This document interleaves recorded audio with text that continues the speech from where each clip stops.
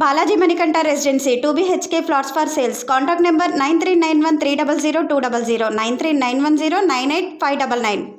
నమస్తే, welcome to Mahi media. ప్రతి ముస్లిం తన జీవిత కాలంలో ఒక్కసారి అయినా మక్కా వెళ్ళాలని అనుకుంటాడు.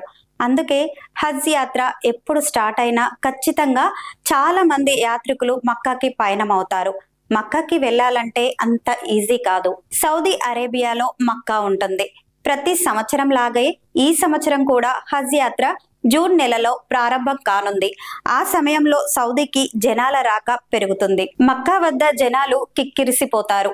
2024లో జరిగిన హజ్ యాత్రలో ఎక్కువ మంది యాత్రికులు ఒకేసారి రావడం వల్ల తొక్కిసలాట జరిగి 1200 మంది వరకు యాత్రికులు మృతి చెందిన విషయం తెలిసిందే. అందుకే ఈసారి అలాంటి ఘటనలు జరగకూడదని హజ్ యాత్ర ప్రారంభ సమయంలో కొన్ని దేశాలకు వీసాను ఇవ్వకుండా బ్యాన్ విధించింది.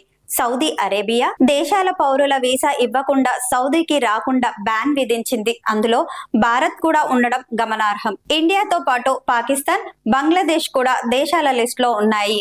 బిజినెస్, ఫ్యామిలీ విజిట్ కింద ఇచ్చే ఉమ్రా వీసాను జూన్ నెలలో బ్యాన్ చేస్తున్నట్టు సౌదీ ప్రకటించింది. ఏప్రిల్ 13 వరకు మాత్రమే ఛాన్స్. ఇప్పటికే ఉమ్రా వీసా ఉన్న వాళ్ళు మాత్రం ఏప్రిల్ 13 వరకు మాత్రమే సౌదీ అరేబియాకు రావచ్చు.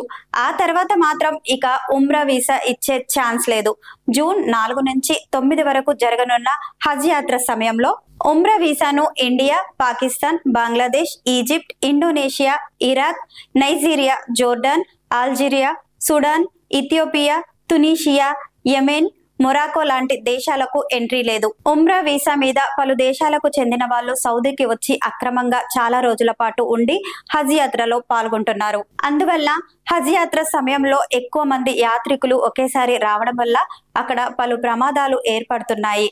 అందుకే ఈ నెల నుంచే ఉమ్రా వీసాను ఈ 14 దేశాలకు ఇవ్వడం లేదని, హజ్ యాత్ర ముగిసే వరకు ఈ దేశాలకు చెందిన పౌరులకు సౌదీలో ఉమ్రా వీసా ద్వారా ఎంట్రీ లేదని సౌదీ ప్రభుత్వం స్పష్టం చేసింది.